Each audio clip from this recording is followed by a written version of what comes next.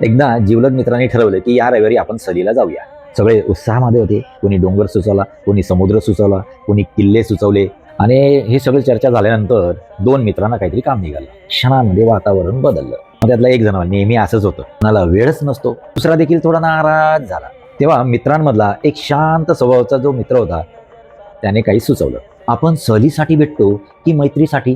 सहल आपण पुढच्या महिन्यात करूया, पण मैत्री आपल्याला आजच जपायची आहे. त्यांना जमेल त्यांनी रविवारी सकाळी 2 तास आपण भेटूया. बाकीच्यांसाठी पुढच्या महिन्यात आपण ट्रिप अरेंज करू.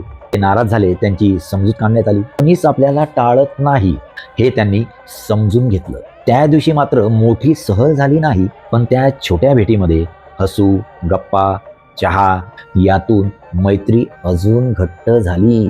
आणि जेव्हा पुढच्या महिन्यात सगळे एकत्र आले तेव्हा सहलीची मजा काही वेगळीच होती. सहल रद्द झाली तरी चालेल, पण मनातील अंतर वाढू देऊ नका.